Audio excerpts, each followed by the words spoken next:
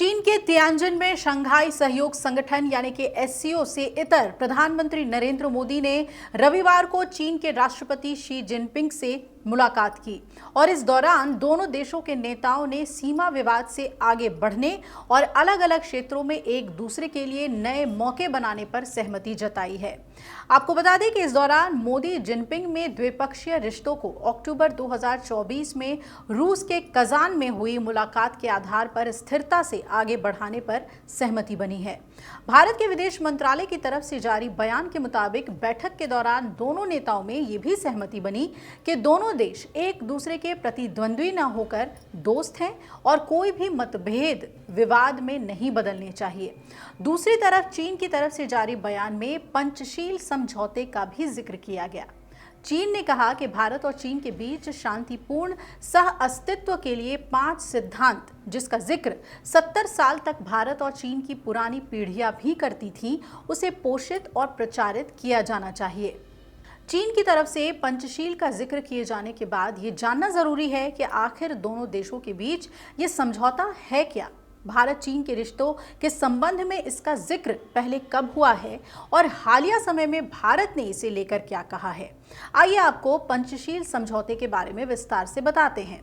दरअसल 1947 में भारत के आज़ाद होने और पीपल्स रिपब्लिक ऑफ चाइना यानी कि पीआरसी के गठन के बाद दोनों देशों ने अपने संबंधों के लिए कुछ मानक तय किए थे। हालांकि तिब्बत दोनों देशों के बीच में विवाद का केंद्र रहा।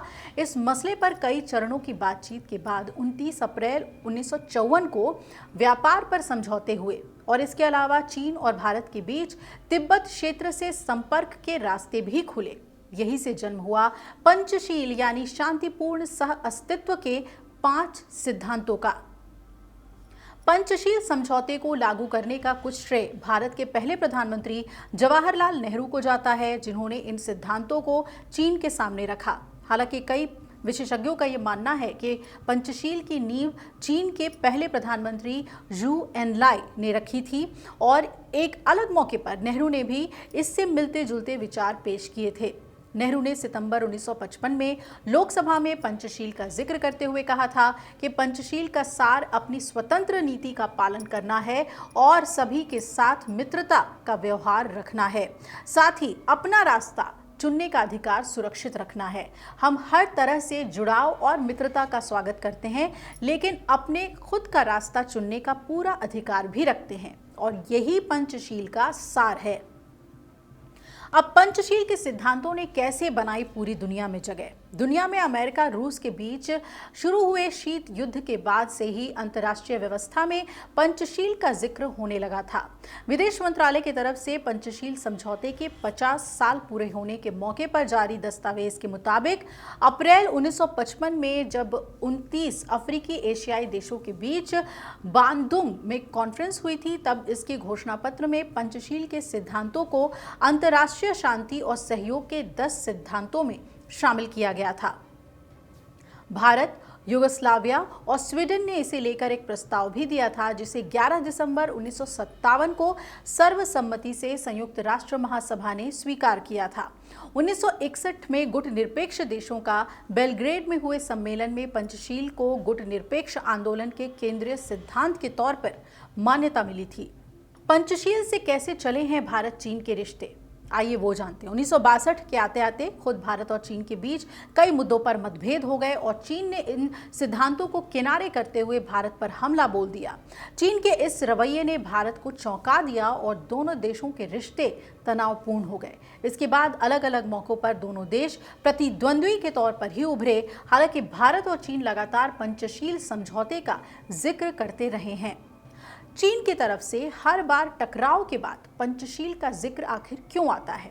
ये चौंकाने वाली बात है कि हालिया सालों में भारत ने तनाव के समय चीन के राष्ट्रपति शी जिनपिंग पंचशील समझौते का जिक्र करते हुए जरूर दिखते हैं। 2017 के डोलगाम चीन की सेना कब्जा करने के इरादे से पहुंची थी, तो भारत ने उसका आमना सामना मजबूती से किया था। हालांकि तनाव थमने के बाद चीनी राष्ट्रपति ने कहा था कि वो भारत के साथ पंचशील समझौते के तहत काम करना चाहते हैं। इसी तरह दोनों देशों की सेनाओं के बीच 2020 में गलवान घाटी में हुई झड़प के बाद जब रिश्ते तनावपूर्ण हुए, तब कई बार पंचशील सिद्धांतों का जिक्र हुआ।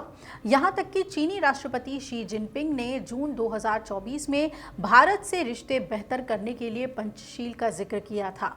तब उन्होंने कहा था कि ये वही सिद्धांत है जिनके आधार पर भारत अपनी विदेश नीति और पड़ोसियों के साथ संबंध रखता है।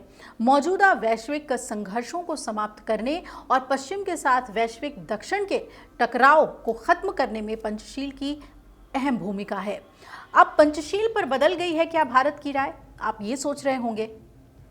तो आपको बता दें कि चीन से इतर भारत के विदेश मंत्री एस जयशंकर ने बीते साल ही पंचशील समझौते की आलोचना की थी और उन्होंने एक इंटरव्यू के दौरान पूर्व प्रधानमंत्री जवाहरलाल नेहरू की चीन नीति पर सवाल उठाए थे और कहा था कि बीजिंग से रिश्ते हकीकत के आधार पर होने चाहिए।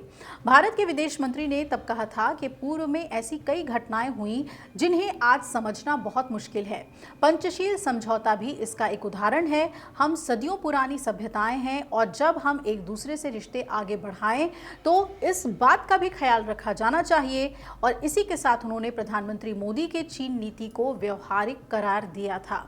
तो एक तरफ जहां चीन पंचशील नीति की बात कर रहा है, सिद्धांतों की बात कर रहा है कि दोनों देशों को उसी पुराने ट्रैक पर रिश्ते को आगे बढ़ाना चाहिए, तो दूसरी तरफ भारत के विदेश मंत्री ने इसकी आलोचना की थी और कहा था कि ये नीति काफ़ी नहीं है चीन के साथ हमारे संबंधों को आगे बढ़ाने के लिए।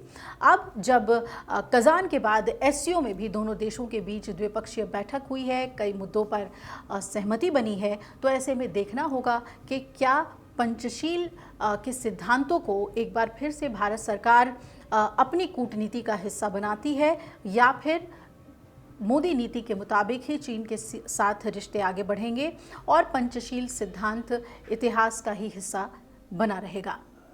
अगर आप ये वीडियो YouTube पर देख रहे हैं तो हमारे चैनल को सब्सक्राइब कर बेल आइकन दबाएं और Facebook पर देख रहे हैं तो हमारे पेज को लाइक करें।